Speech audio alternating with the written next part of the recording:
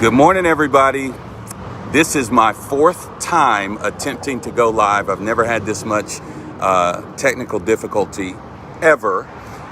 So I'm going to do this devotional one way or another.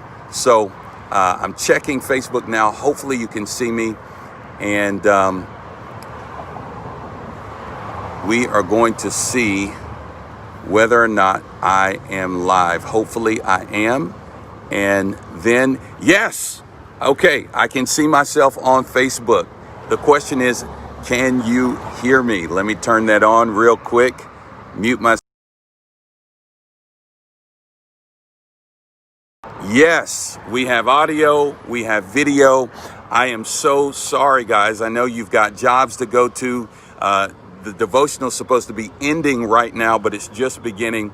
And that is because we have had, or I said we, this morning it's me. I have had nothing but problems this morning with our setup. And I believe it's because, without great resistance, you're not really doing anything. But we're saying something. We have something to say, and we desperately need our technology working well, especially this weekend, as we have many different conversations that we're going to be having and many different actions that we're going to be doing over the next 48 hours. I'm in Ferguson, Missouri, for those of you who do not know. And this is the weekend that is the 6-year mark since the Mike Brown shooting took place here in Ferguson. And so not only is it Pray on MLK weekend, which we'll be doing down in St. Louis City, and joined with over 300 other sites around the nation and the globe. In every state, it's being covered. But there is a real focus and an attention again on Ferguson again, because of the role that we played and historically have played in the conversation on policing, police reform in America, and so many other things. So I'm using my cell phone instead of my laptop, which was not working for us this morning. So I'm going to dive right in, and I believe that God has something for us, because it's been such a struggle to get going this morning on the technological side, and even spiritually for me. I just really had to pray this morning, feeling a lot of weariness. And I know that God has something for us this morning. So, less than 24 hours before he was assassinated, Dr. King told an overflowing crowd in Memphis, Tennessee, it was a sanitation workers' strike. He told them that there were difficult days ahead, and he sensed, and obviously he had received death threats many, many times before, even an attempt on his life earlier in his career. But he had a real sense that it was the end for him. And if you've ever been around someone who is near the end of their life, God is so faithful, especially a saint. But even those who do not identify as believers, oftentimes you can even read about an artist who dies at a young age. Like I was thinking of an artist from the 90s named Aaliyah, who died in a plane crash. And before that moment, for weeks, she kind of had this kind of weird obsession with death. She would talk about death. She had a sense that the end was near for her. And there's a lot of different reasons that potentially that could happen. But I do believe for the Lord, for those who know Jesus, and I'm not saying Aaliyah didn't, but for the saints, I believe that God gives us insight and foresight as we begin to approach that transition into eternity. I've lost both of my parents. No, I didn't lose. Has gained both of my parents, and both of my parents have gained heaven. But in the lead up to it, my dad, who we just buried in 2017, he had this strong obsession, not in a well, it was weird, I'll be honest, but we would talk, and he would start talking about his funeral. He would start talking about who he wants to sing and all these different details of his funeral. And it was uncomfortable for me, but in hindsight, I'm so grateful, because a good father always leaves an inheritance for his children. A good father prepares his children for anything. And so there's this sense, even when my mom passed away, it was a sudden shock. She was only 48 years old. She was in great health. But in hindsight, when we go back through her journals after she passed away, she had dreams and had these very clear kind of indicators that she was near the end of her earthly existence and that she was entering into eternity. She would have dreams, and she didn't interpret them as that, but in hindsight, hindsight's 2020, she could see. So Dr. King, in his speech, talked about having been to the mountaintop, having gone to the mountain. And this morning, I want to examine what the mountain is. What is this mountain? Where did he go? What did he see? And how did he see it? And how do we go to the mountain to see what he saw? How do we obtain or access the level of hope that he had and that he inspired a generation with?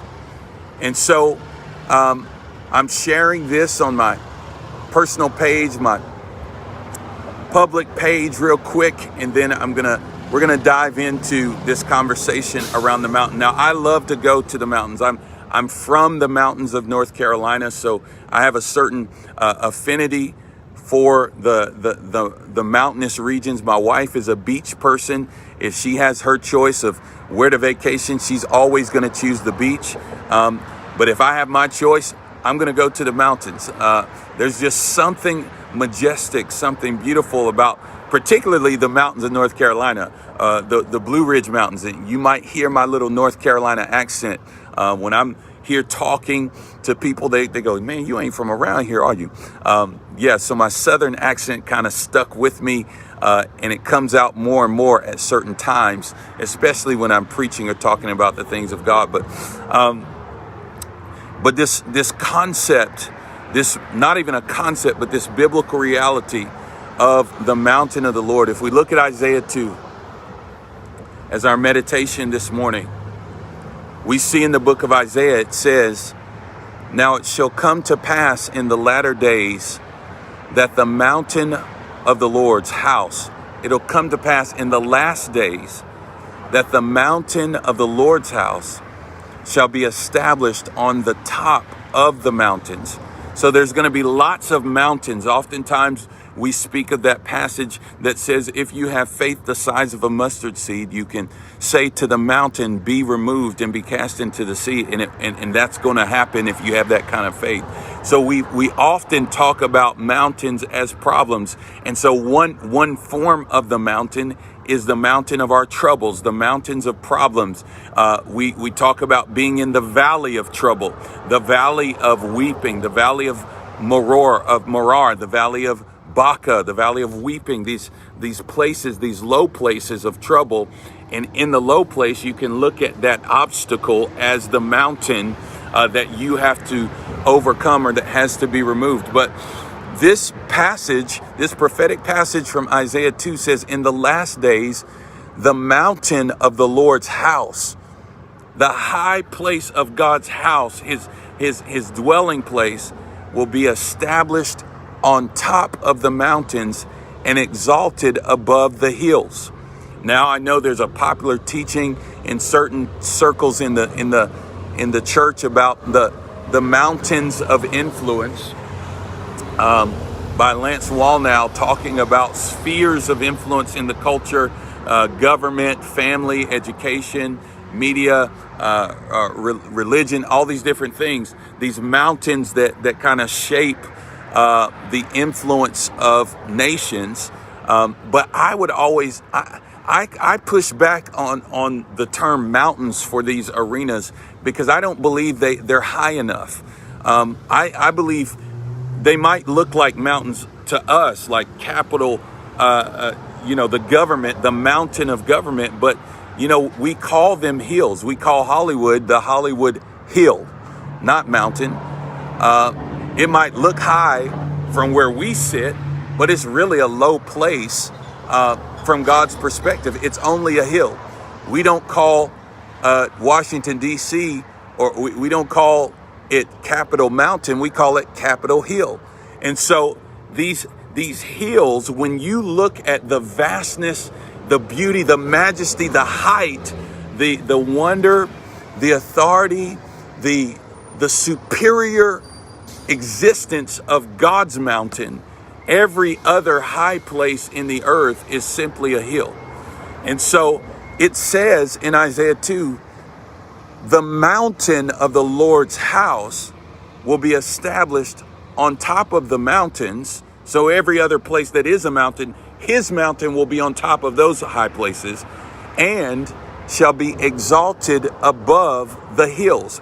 The mountain of the Lord's house, the superior nature, the superior quality, the excellence of the mountain of the Lord will be exalted above every other hill, and all the nations, all the ethnic groups will stream or flow to the mountain of God. This is Isaiah 2. And it says, many peoples shall come and say, hey, let's go up to the mountain of the Lord, to the house of the God of Jacob, and he will teach us his ways. In the house of God, in the mountain of God, on his mountain, in the last days, which again, I started, I guess a few days ago, last week, maybe talking about the last days and contextualizing what we're going through even today in context to the ultimate preeminence of Christ and the imminence of his return.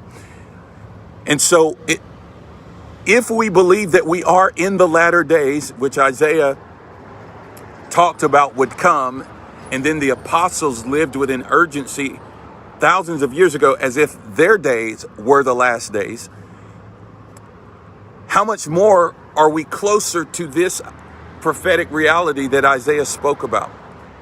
It says, we shall walk in his paths. We're going to go in the last days to the mountain of the Lord, to the house of the God of Jacob, and in and on his holy mountain, he teaches us his ways so that we can walk in his paths. And it says, for out of Zion, the law will go forth, and the word of the Lord from Jerusalem. Now, this is talking about when Christ has actually reestablished his seat of government physically on the earth in Jerusalem. And I know this gets into a lot of things with eschatology and theology that people want to debate. I'm not here for the debate. I'm just reading it and saying it as I read it, trying to divide this word of truth according to the grace that God has given me. So listening here. So this speaks of of both a spiritual mountain and a physical place called the mountain of the Lord.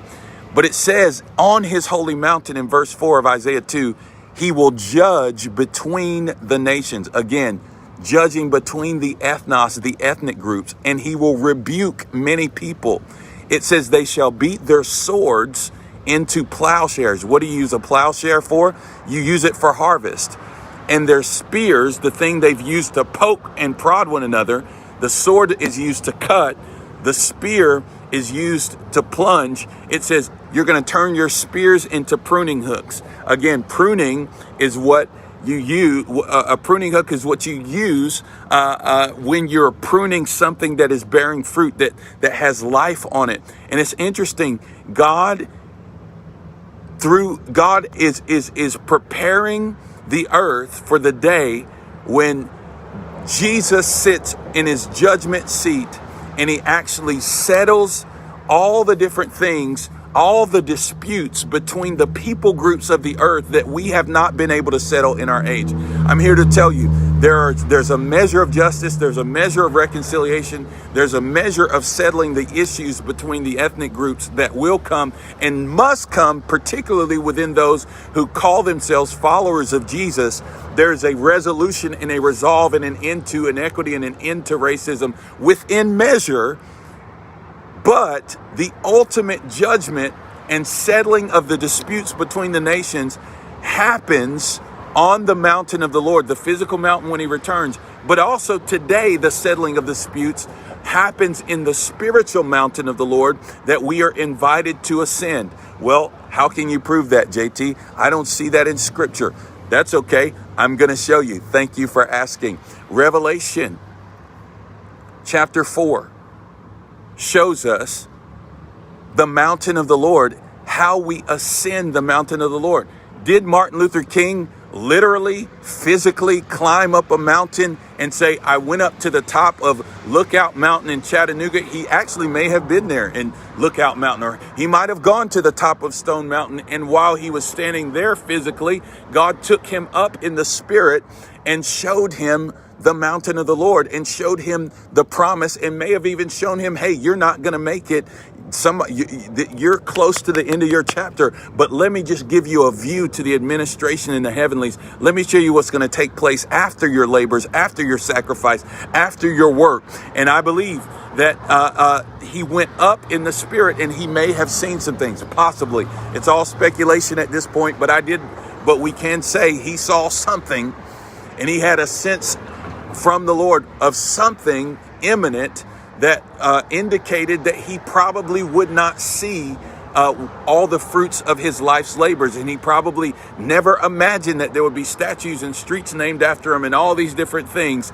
And again, we're not exalting or worshiping a man. He was a human vessel, and he was a broken human vessel, and he had morality issues. And I could go into that in some depth and why that's a problem. But at the end of the day, we're not deifying the man. I'm talking about how God begins to instruct his people in times like these to be used by God to accomplish and to initiate and inaugurate greater realities of what is in God's heart in our day and in our culture. So in Revelation 4, after these things, it says, verse 1, I looked, and behold, a door was standing open in heaven. And the first voice which I heard was like a trumpet speaking with me, saying, come up here, and I will show you things which must take place after this. How do you get to the top of a mountain? You come up. In Revelation 4, John hears a voice. The voice says, change your elevation, come up here, transcend, ascend the hill of the Lord, the mountain of God. And in that place, God takes him. When he hears the voice of God, God takes him in the spirit to a high place for the purpose of showing him what must take place after that moment, after that season of time, after that era.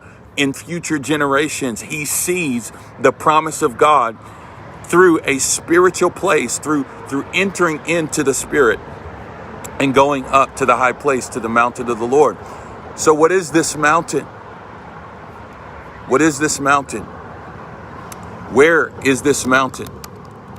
In Hebrews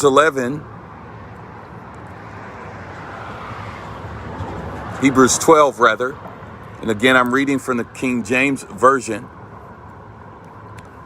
We know that Moses goes up to Mount Sinai to receive the Ten Commandments. So throughout history, you can see that God has communed with his people, and he has given instruction to his people on the mountain. He's given direction. He's given identity. He's given commission. Moses and the burning bush. He's coming down from the mountain.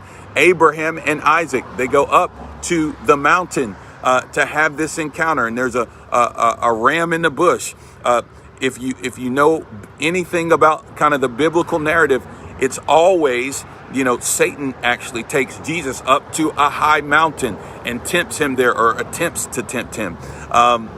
You know, Mount Zion is where Moses goes and communes with God in his face to face with God. He came down, his face is radiant like the sun. It had to be veiled, it had to be covered because he had been communing with God. Elijah hides in a rock as the glory of God passes by in the wilderness. So there's the wilderness and the mountain are meeting places with God. But you have come to Mount Zion. Moses met with God not on Mount Zion, but on Mount Sinai. I think I said that. He's on Mount Sinai.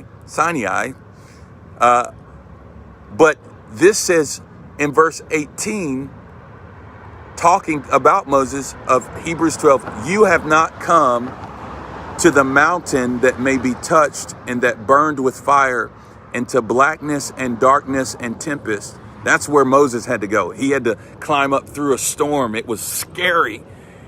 And the sound of a trumpet and the voice of words, so that those who heard it begged that the word should not be spoken to them anymore. Listen, the glory of God rested on Sinai in such a way that God spoke, the voice like a sound of a trumpet, that John said, I heard a voice like the sound of a trumpet say to me, come up here. And immediately I was in the Spirit in Revelation 4.